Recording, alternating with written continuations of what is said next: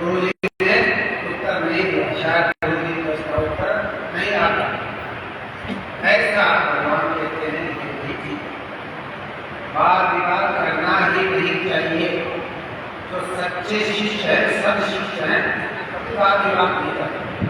जो कच्चे हैं, अहंकारी हैं, घमंडी हैं, वही गुरुदेव के सामने ज्यादा बोला करते हैं।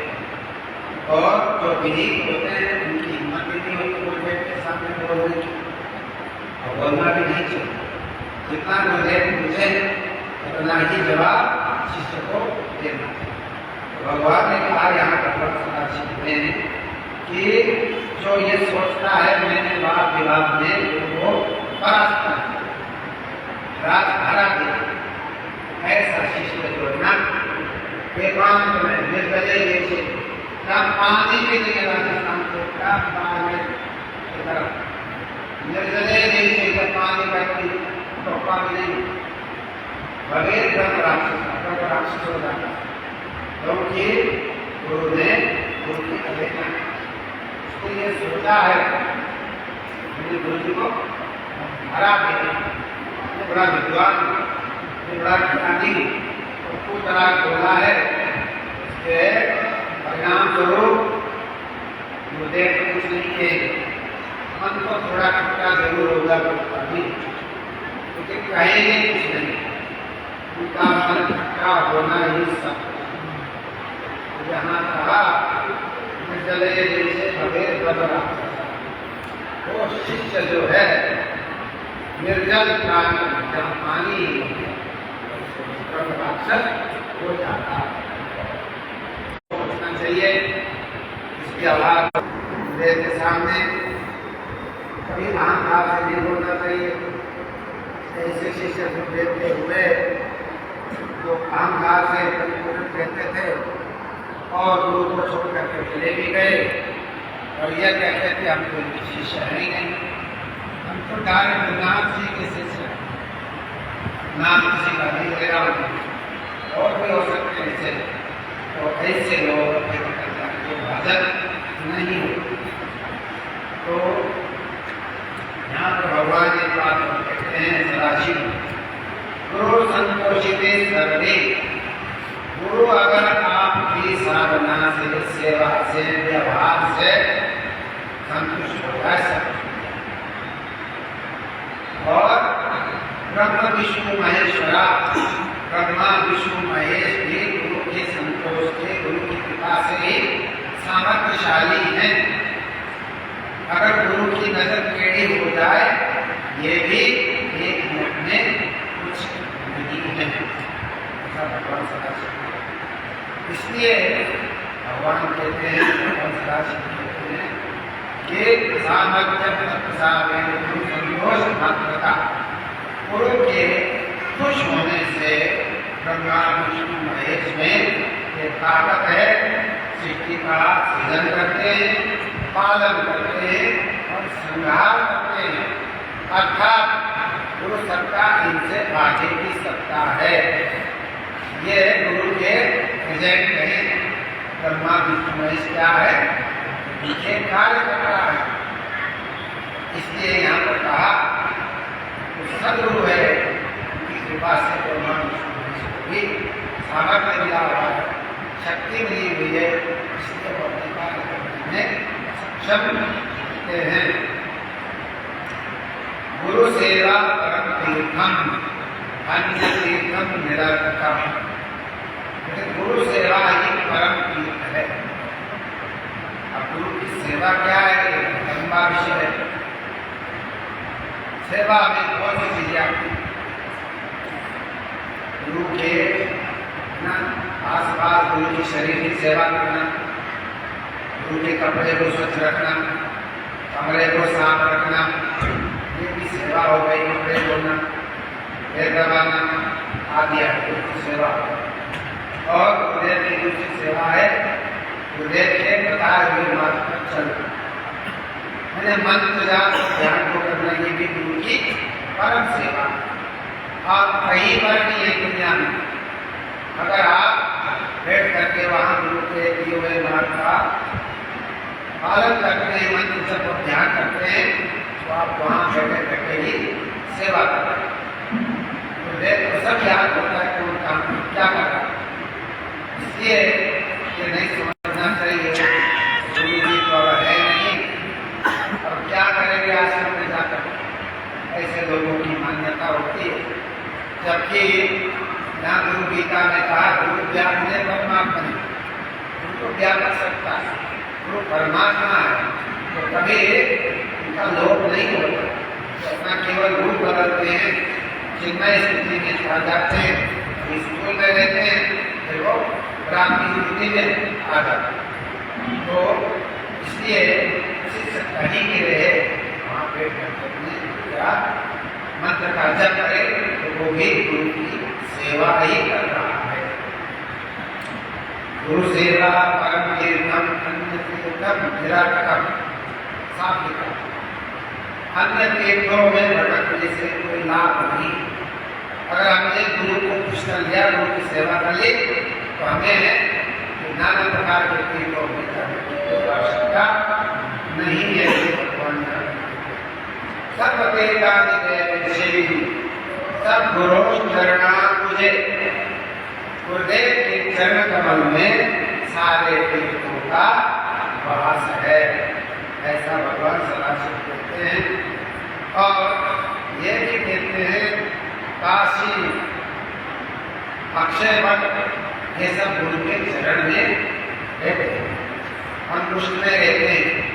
दाएं पैर के अंगूठे, हमारे खड्डर बाबा नरसिंह वाले गुरुदेव के अंगूठे की पूजा करते थे, धोते थे अंगूठे, कहते हैं अंगूठे नहीं सब कुछ। शिव गुरु पर अनक मणिगण ज्योति, सुमेरा कदित दृष्टि किया तुलसीदास जी ने गुरु की महिमा करेगी। श्री गुरु पद अनक मणिगण, गुरुदेव के चरणों के नामों को देखते रहना चाहिए, ध्यान केंद्रित रखना चाहिए।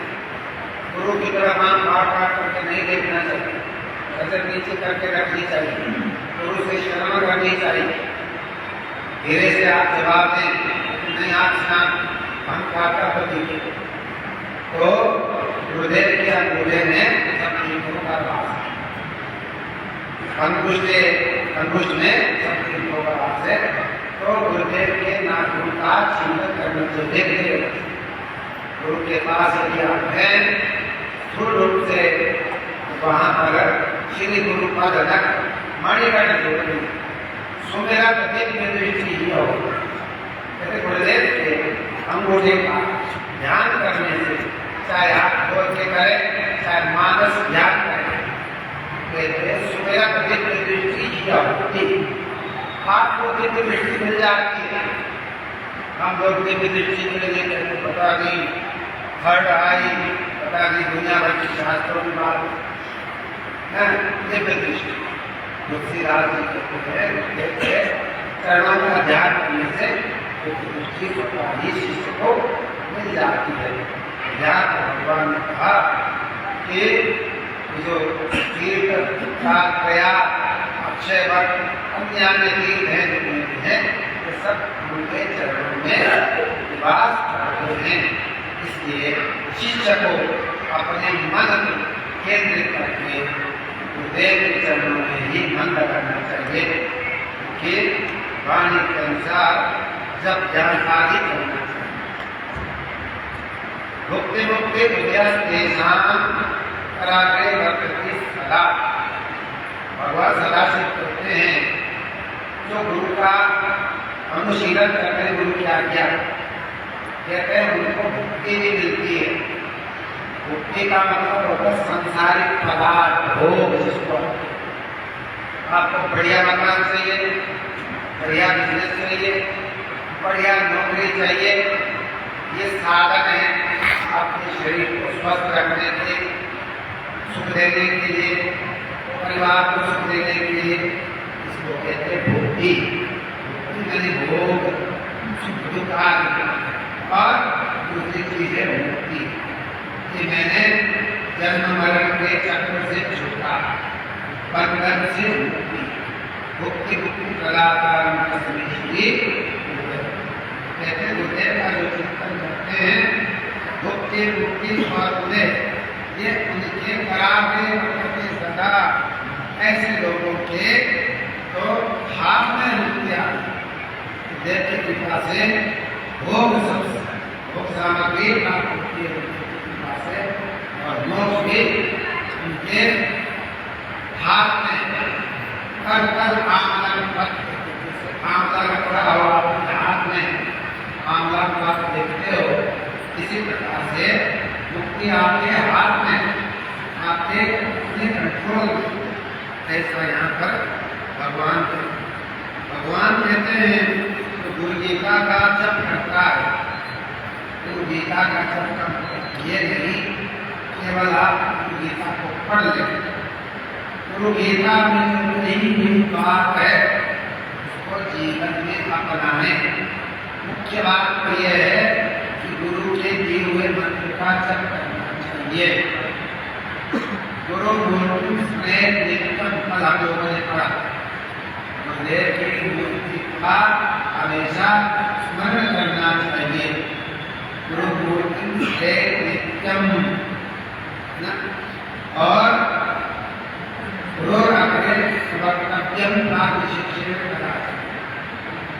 गुरु मूर्ति स्नेह नित्यम गुरु नाम सदा जपे गुरु की मूर्ति का सदा ध्यान करें और गुरु के लिए का निर्वचन का सदा गुरु और अन्य भाविये गुरु के अतिरिक्त किसी चीज का चिंतन न करें किसी दूसरे मार्ग में न जावे अपने मार्ग को छोड़ करके जो गुरु ने आपको मार्ग दिया है तरीका दिया है साधन का उसको कमजोर न समझ सबसे बड़ा वो मेरा सब कुछ लेकिन जो लोग चंचल प्रकृति के होते हैं वहाँ टिके नहीं रहते इधर उधर भटकते हैं उनका भटकना तो समाप्त नहीं होगा इसलिए गुरु के जो वचन है गुरु की जो वाणी है उसमें ही टिके रहना चाहिए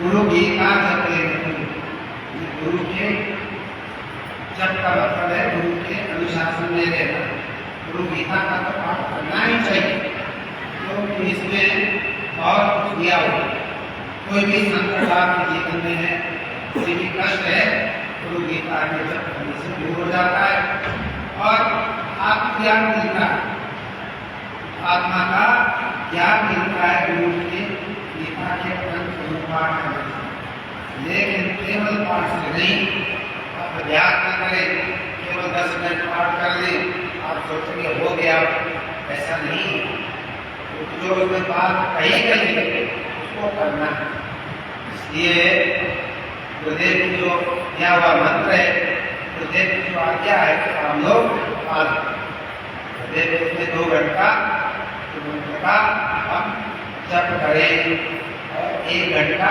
ध्यान ये गुरुदेव की आज्ञा यही जप है गुरु गीता का जप यही है इस प्रकार से गुरु गीता में भगवान ने शिष्यों के लिए अपने बहुत कुछ बता दिया है एक श्लोक पर जब मनन करेंगे बहुत कुछ बातें निकल करके आती क्या भगवान ने कहा जो गुरु का भक्त है जिसके अंदर गुरु भक्ति है उसके माता पिता धन्य है धन्य माता पिता धन्यो धन्यो वैश्या कुलम तथा उसका वंश भी धन्य है कुल भी धन्य है जिस परिवार में एक बच्चा भी गुरु का भक्त है तो उसके माता पिता भी धन्य है कुल भी उसका धन्य हो जाता है उसके 21 पीढ़ियां कर जाती है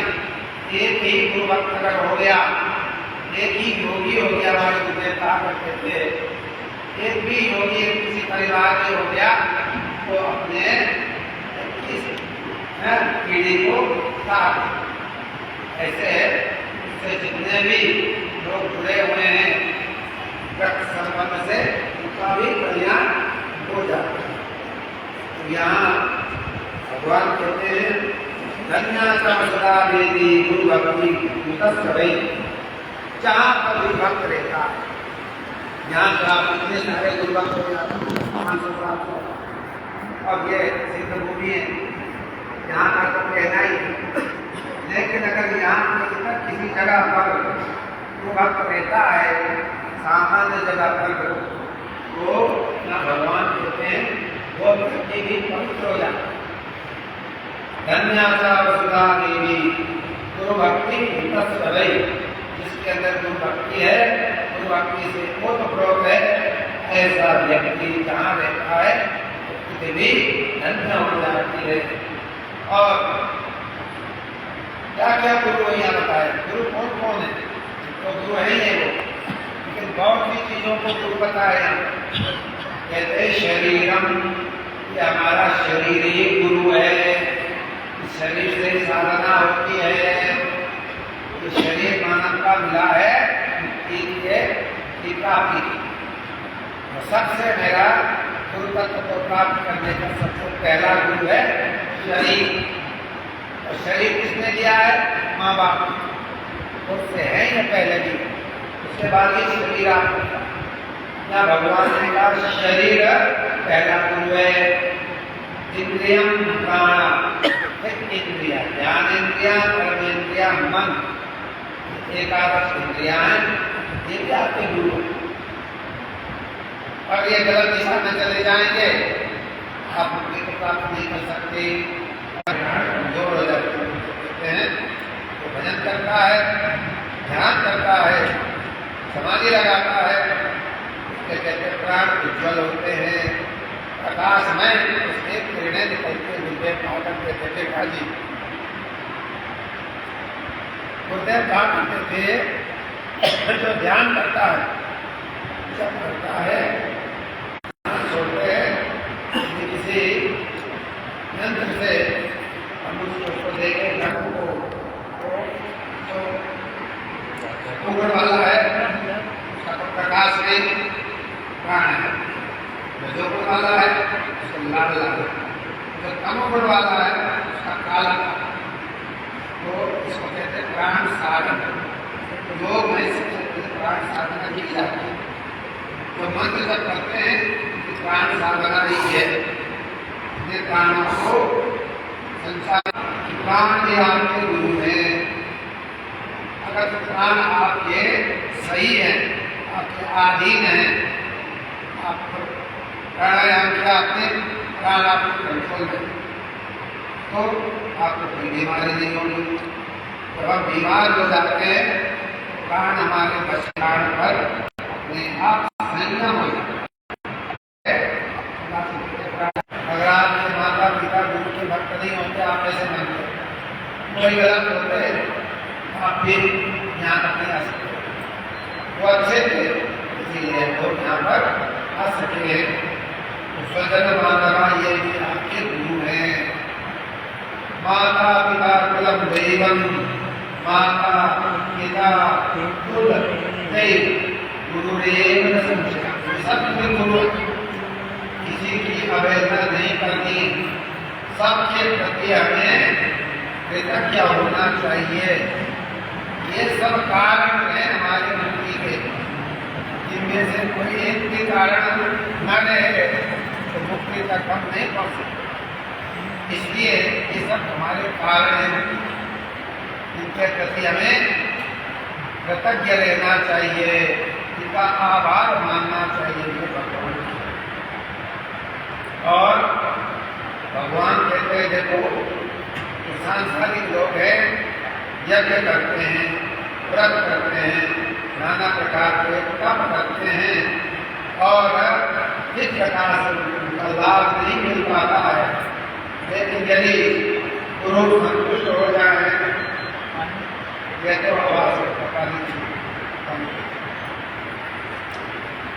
तो यहाँ कहते हैं अगर आप यज्ञ नहीं करते हो, व्रत नहीं करते हो, तो तब शास्त्रों में काम ऐसे नहीं करते हो, यहाँ पर सदा की कोई बात नहीं, कोई जरूरत नहीं चलता। तब सर्वम सर्वम देवी, जो संतोष मात्रता, गुरु के संतुष्ट होने से, उनके खुश होने मात्र से सब चीज का फल अपने आप मिल जाता है। आपको नाना प्रकार के भटका करने की कोई जरूरत नहीं है। जो विद्या के जगत में रहते हैं, बड़े विद्वान हैं, हम बड़े धनी हैं, मैं अपनी मन से कुछ नहीं बोल रहा हूँ, इसका बात कर रहा हूँ, उनसे कुछ नहीं, से कोई देश मसाला नहीं। विद्या के घमंड से, धन के घमंड से, पद के घमंड से ऐसे लोग बड़े मंदभागी हैं। ऐसे लोग सेवा न कुर्वन्ति। मैं पढ़ा लिखा हूँ, उनकी सेवा क्यों करूँगा? क्षमता के लिए होगी, सब समझ के लोग पढ़े होंगे, अक्षर के बोलते हैं, इस्लाम लोग दूसरे भी शास्त्र करते हैं, ज़्यादा पढ़ा लिखा क्या भगवान बोलते हैं। ऐसे लोग गुरु की सेवा नहीं कर पाते, उनके रास्ते में बाधा, विद्या का बाधा। लोग क्या कहेंगे, तो क्या कहें? तो बात याद आई, मुझे एक बार कलकत्ता जा रहे थे, तब दुनिया गाड़ी वाड़ी थे 5 साल जितना नहीं गए, तो मुझे के साथ में पानी में रहता था, इसके भी डॉक्टर मेरा राजकुमार मिला है। तो अब देश हो जाए, कर्मचारी लोग के साथ में मिले जाए,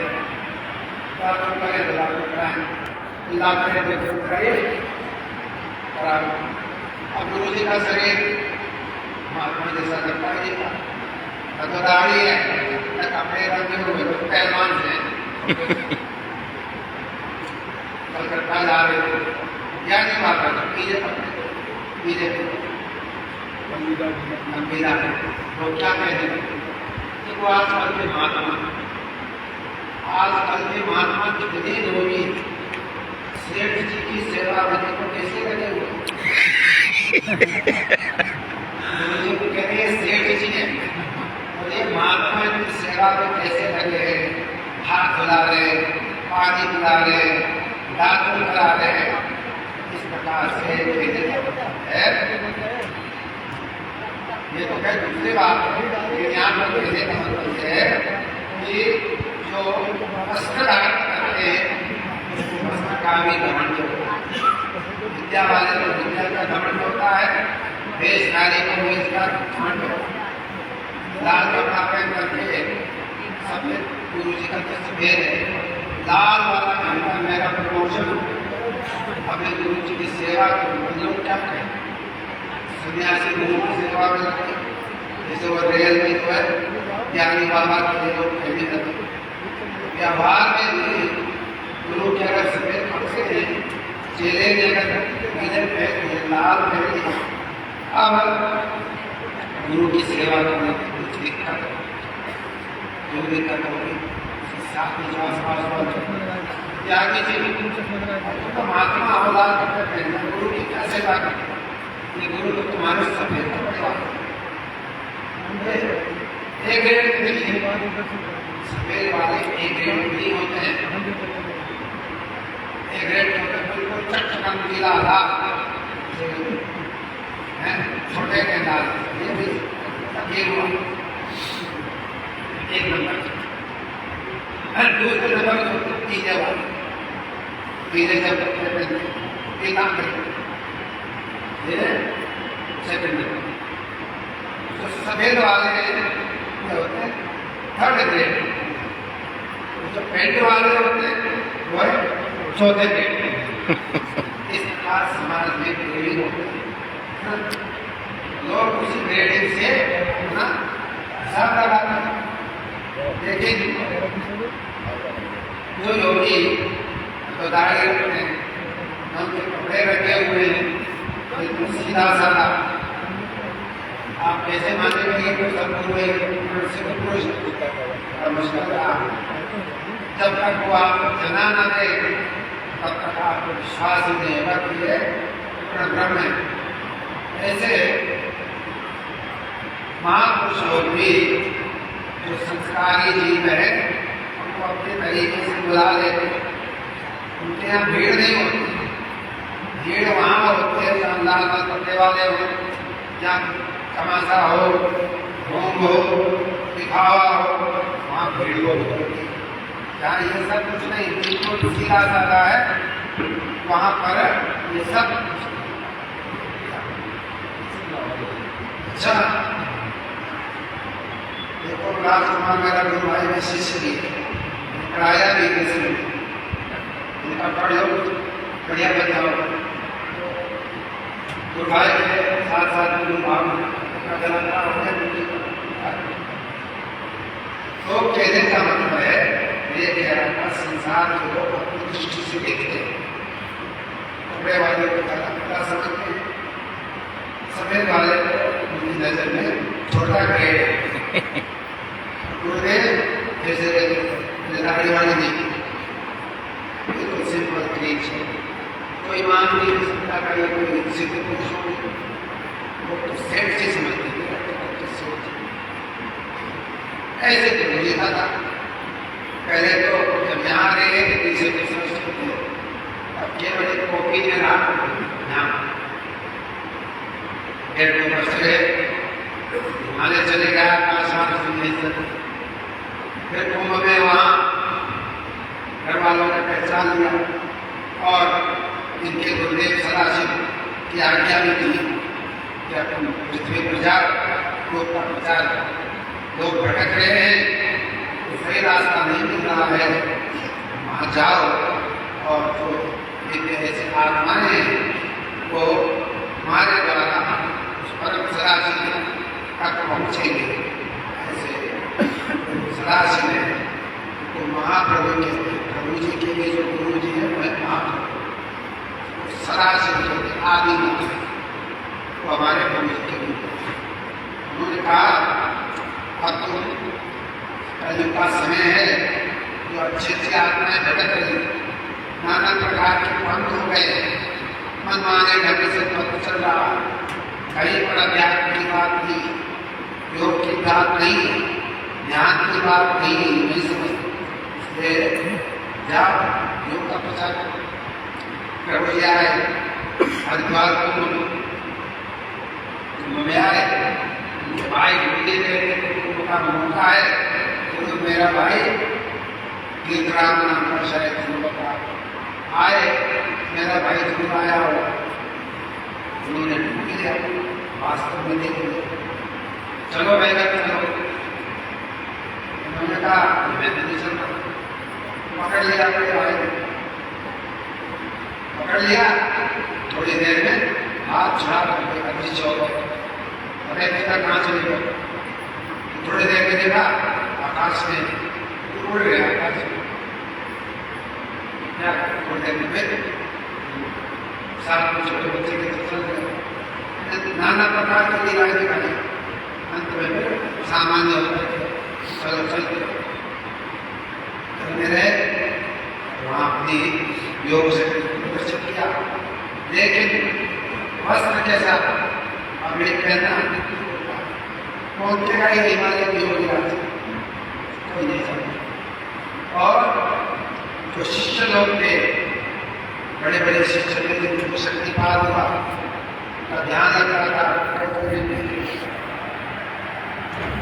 जो वहाँ की शहर के लोग थे मिश्रवासी, खासकर पंडित वर्ग जीवता, इनके शिष्य को भगवान प्रभु के इनकी बड़ी ऐसे मूर्ति गोपाला से एक बार लोगों ने कहा कि भी आया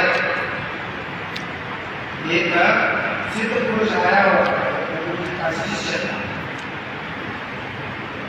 आया है धर्मशाला में, ये बस काटा जैसा 3 दिन से समाधि लग रही है, खा रहा है, पी रहा है, बोल रहा है। योगी है, जो योगी राज है ना, शिष्य को भगवान कहते हैं, आज हम ले जाएंगे ऐसे योगी के पास, क्योंकि कई दिन से भूखा प्यासा है, हिला भी नहीं है, फूट की तरह बैठा हो, योगी तो ये हो। प्रभु जी से कहा, महाराज जी चलो आप भी चलो, एक योगी के दर्शन करें। प्रभु जी ने कहा चलो बैठिए, कोई प्रशिक्षता हो।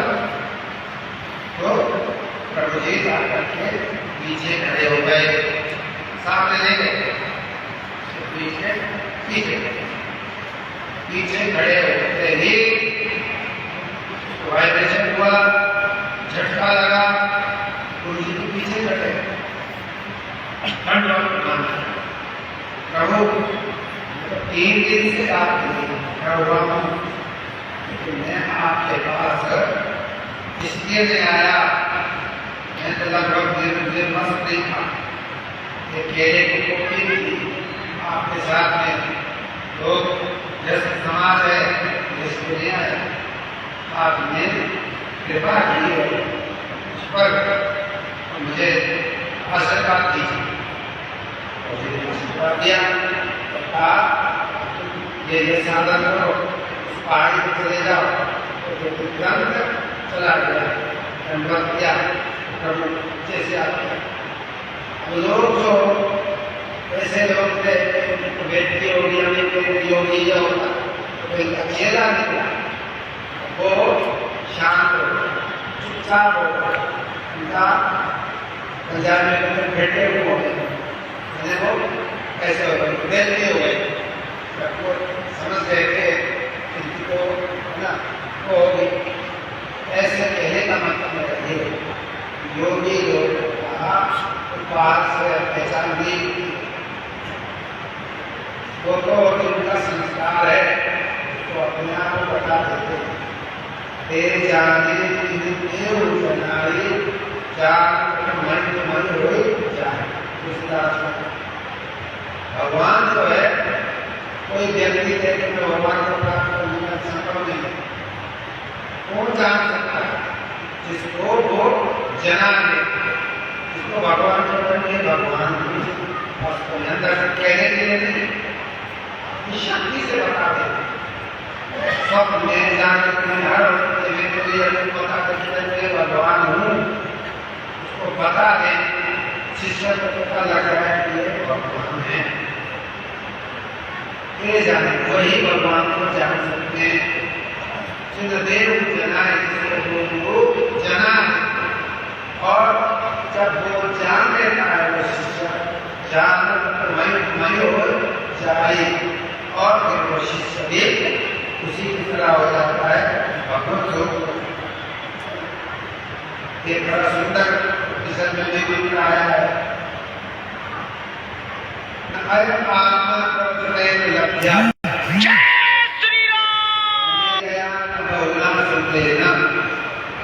देखो आत्मा का दर्शन है, प्रवचनवादी से नहीं है।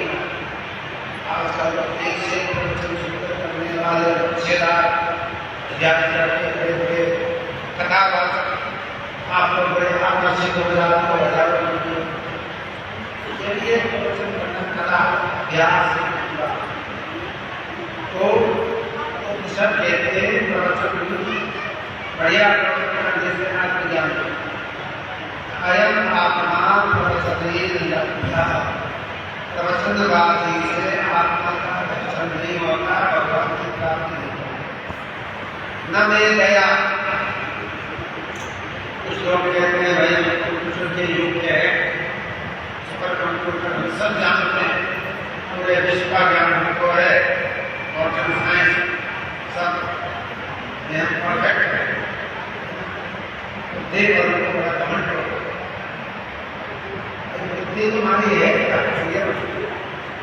एक चरण नहीं है हमारे साथ, हमारे दर्शन शास्त्र में बुद्धि को चरण आ गया है, क्योंकि उसका कोई एक स्वरूप नहीं है, उसका स्वरूप बदलता है। आज बुद्धि जो सोच रही है करो और सोच रही है, किसी और जितना आप ज्ञान का प्रोग्रेस होगा तो बुद्धि बदलती है। बुद्धि भी अपने इसलिए बुद्धि को शास्त्र ने जड़ कहा। बुद्धि तो सोचती है, सब समझती है, आप जड़ समझते हो उसको जड़ कहते हैं, ऐसा नहीं। उसको अपना ज्ञान नहीं है, जड़ कहते हैं। मन बुद्धि आदि ये सब जड़ का। तो मैं गया जो ठीक है मन से समझे मैं भगवान को प्राप्त करूंगा, मैं अनुसंधान कर रहा हूँ, मैं क्लोन से जीव बनाऊंगा, सृष्टि का सृजन करूंगा क्लोन बना करके, तो ये संभव नहीं होगा। तो बुद्धि के बल से जो समझते हैं ये करेंगे वो करेंगे, संभव नहीं। हमें गया बुद्धि के बल से परमात्मा की प्राप्ति नहीं होती। न बहुना श्रुतेन, बहुना कहते हैं बहुत सुनने से भी आत्मा नहीं।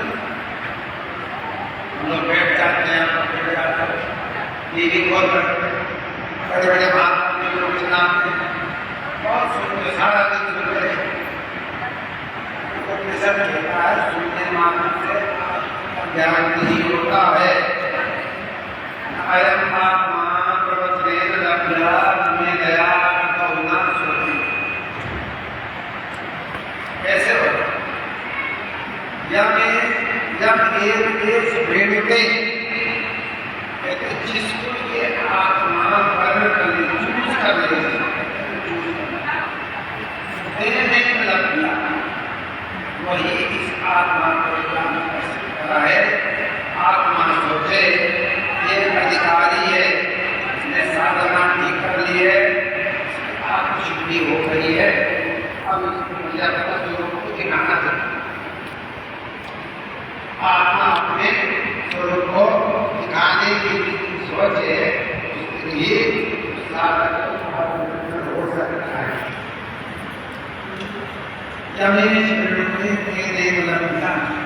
जिसका उस साधक बड़ी आत्मा वर्ण करे सुन ले, तुम्हें ये साधक मेरे दर्शन का योग्य है।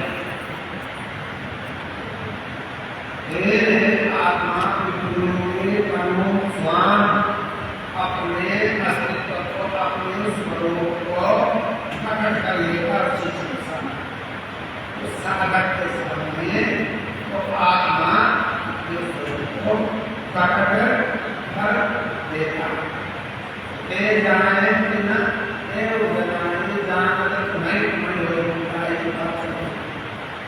तो कहने का मतलब है ये करने का। योग में दो मार्ग हैं। एक मार्ग तो ये है कि आप शास्त्र को पढ़ो, गीता पढ़ो, उपनिषद पढ़ो, धर्मशास्त्र, योग शास्त्र पढ़ो। धीरे धीरे आपकी बुद्धि का शोधन होगा। इसको कहते हैं क्रम बुद्धि। क्रम से चलते हो, आपने किया, शोधन किया, प्राणायाम किया, आ गया। एक दूसरा मार्ग बताया जिसको कहते हैं सद्योमुक्ति। सद्यो मैंने तुरंत एक साथ गुरु ये काम करता है। सदगुरु जो नहीं रहा तो ये काम करता है। थोड़ा आपको लगा मेरा ये शिष्य जो है कुछ ठीक हो गया, अधिकारी मेरे विचार के अनुसार चलता है, तो वो मार्ग देते हैं जिससे वो जल्दी आत्मज्ञान प्राप्त कर लेते हैं। स्वीकार करके जागृत कर लेते हैं, प्राणों को संचालित करके प्राण को तेजस्वी बना लेते हैं। प्राण की चर्चा चल रही थी, 3 प्रकार के प्राण बन गए। गुरु जब शक्ति पान करेगा काले पीले रंग को उड़ जाएंगे, सफेद सफेद नहीं जाएंगे। तेजस्वी परमाणु शिष्य के शरीर में प्रवेश कर जाएंगे। चेतना अल्लाह करने की चेतना हो जाए, एनहांसमेंट हो जाएगा। तो एनहांसमेंट जो बीज है, जो आत्माएं उज्ज्वल रूप से उठेंगे, तो वो गुरुदेव के पास गुरु समझता है उसको सब कुछ दे देगा, वो सारी संपत्ति मुझे दे दिया करते। इस प्रकार से कहने का मतलब है दो मार्ग हैं, एक क्रम से चलना, एक गुरु की कृपा से सब कुछ तुरंत मिल जाता है। गुरु गीता में जिसका वर्णन है तुरंत की बात है, ये सत्यामुक्ति है, इसको कहते हैं सत्यामुक्ति, तुरंत एकदम तत्काल मुक्ति को प्राप्त करने का मार्ग है गुरु मार्ग, इसका वर्णन गुरु गीता में हुआ है। ये सत्यामुक्ति हम लोगों का ये जो मार्ग है सत्यामुक्ति वाला, गुरुदेव थोड़ा सा भी खुश हो जाए तो मुक्ति हमसे दूर नहीं, रब तो इतने दूर नहीं, जाने जानते हैं, रब तो इतने दूर नहीं, तेरा भी कसूर नहीं, वेटन वाली आंखें जेड़े पौधे बिच नूर। हिमाचल वाले कहने का मतलब है कि परमात्मा कोई दूर नहीं, आत्मा तो तुम्हारे अंदर ही, लेकिन रब तो इतने दूर नहीं, तेरा भी कसूर नहीं, तेरा कोई दोष नहीं, तेरे हाथ में वो नूर नहीं, वेदन वाली आंखा जेड़ी, देखने वाली जो आंखें थी तुम्हारी दृष्टि, और तेरे नूर नहीं, वो प्रकाश नहीं, अंधे को कोई दिखाई थोड़ी देगा, अच्छे से दिखाई देगी। इसी प्रकार जो अध्यात्म में अंधे हम लोग हैं, अंदर से ज्ञान का प्रकाश नहीं, इसलिए हम लोग भगवान को नहीं देख पाते हैं, हमारा कोई। तो यदि गुरुदेव कोई दिव्य दृष्टि दे देते हैं तो हमारा मार्ग तुरंत खुल जाता है, कि हम भाषण हो जाते हैं। तो इस प्रकार से गीता के माध्यम से हम लोगों ने देखा उपदेश किया है, गुरु मार्ग का उपदेश किया है। यदि हमने इतना ही कर दिया जीवन में तो सब कुछ भटकने की बात नहीं है, भगवान का भटको नहीं,